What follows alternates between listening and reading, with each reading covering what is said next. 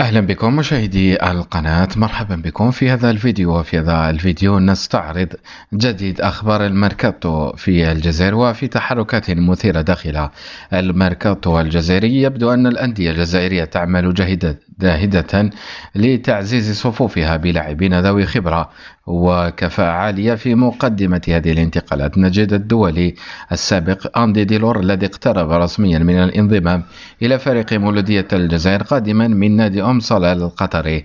الصفقة من المتوقع أن يعلن رسميا عنها في الساعات القليلة القادمة، حيث سيوقع ديلور عقدا يمتد لموسمين، مما يشكل إضافة قوية لتشكيلة المولودية في الموسم المقبل.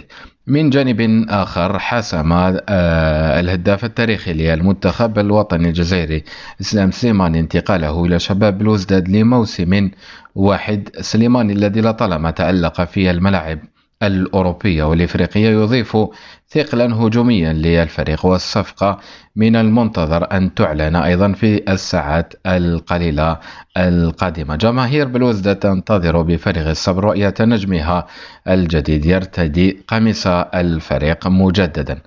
أما بالنسبة ليوسف عطال الذي يتواجد حاليا مع المنتخب الجزائري في ليبيريا استعدادا لمواجهة منتخب ليبيريا، فقد قرر الانتقال إلى الدوري القطري من بوابة نادي السد القطري. الصفقة تأتي في إطار انتقال حر بعد انتهاء عقده مع ناديه السابق، ومن المتوقع أن يوقع عطال على العقد رسميا بعد انتهاء تربص المنتخب الجزائري، وأي بعد مباراة ليبيريا، ليبدأ رحلة جديدة في الدوري القطري.